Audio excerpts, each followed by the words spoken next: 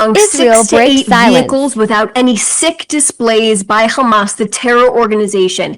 The hostages will then be driven to forces inside of Israeli-controlled parts of Gaza and then transferred to the Reim base in southern Israel, where they will then reunite with their families. Israel is ready. If a living hostage requires any urgent medical attention, they will be brought to a medical facility immediately. The Prime Minister instructed Gal Hirsch, the coordinator for the captives and the missing, to arrange with the ICRC to have a convoy of ambulances ready for our hostages and all equipment needed in case a hostage needs immediate medical support, in which case both Soroka and Barzilai hospitals will be on standby. There will be medical staff accompanying the hostages during their entire journey back to Israel. From Reim, the hostages will travel with their families to one of 3 main hospitals. 10 hostages will be sent to Sheba Medical Center, 5 hostages at Belenson, and 5 hostages will receive treatment at Ichilov. All 3 hospitals are prepared at all levels to receive them. Prime Minister Netanyahu visited Sheba Medical Center just the other day, one of the hospitals who will receive our hostages, and he examined the preparations for the hostages and their family members. The Prime Minister walked through the rooms they will be staying in with their family spaces as well, and control center to understand the enormous procedures that are in place to rehabilitate the hostages. Now, he praised the readiness of the medical teams who have experts on staff at all times to assist our hostages in any condition that they may be returning in. Our living hostages will face difficult tasks of physical and mental rehabilitation during this time. The entire nation of Israel will embrace them and help them get back on their feet and ensure proper Jewish burials for those who were taken from us.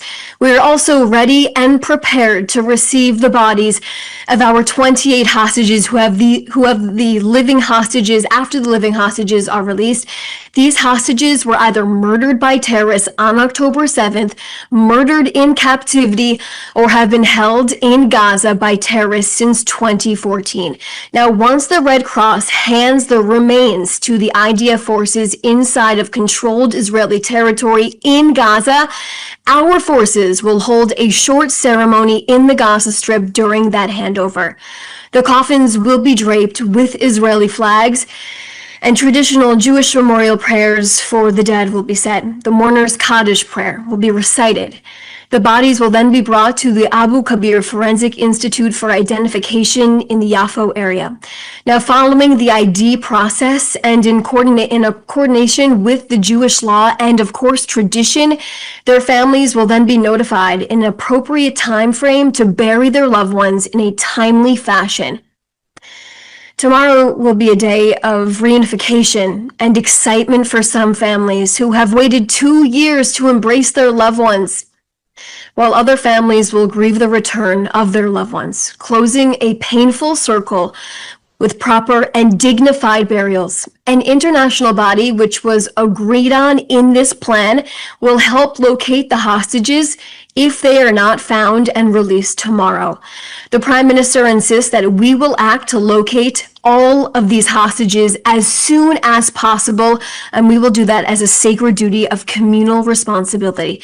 Now, we ask the media, please, to use utmost sensitivity when covering this story, as there are emotional complexities and trauma tied to the events to come. Next, let me address the visit of President Trump to Israel tomorrow. Prime Minister Netanyahu invited President Trump to speak at the Knesset.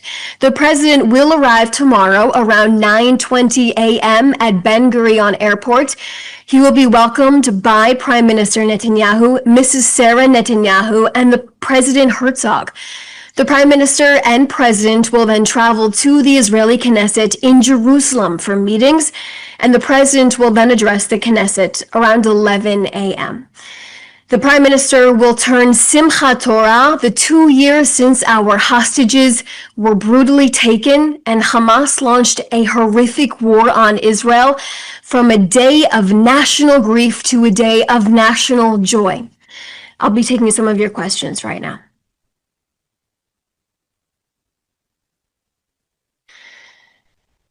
Many of these questions that are actually listed in this chat have already been addressed. Many of you have been asking about the procedures for the release of our hostages. As like I said, the first question I'm going to take is from Joel Pollack from Breitbart News. He asked, what do you make of the fact that some participants in last night's demonstration booed the prime minister? Prime Minister Netanyahu has gotten us to this point. In cooperation, in coordination with President Trump, this is why we are here today, waiting for our hostages to return home. Through military, through diplomatic pressure, Prime Minister Netanyahu took risks, and those risks led us to this point. The first phase of this plan is releasing all of our hostages, and that was a dedication and a promise he made to those families. And here I am standing today telling you that the Prime Minister is following through on that promise.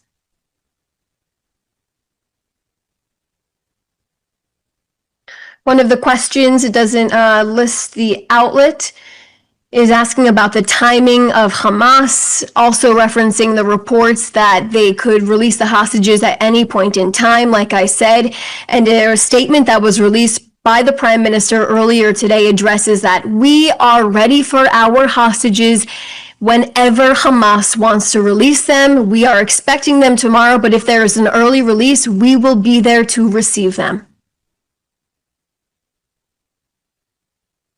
Adam Parsons, Sky News, will Marwan Barghouti be released? I answered that last week. He is not part of this release.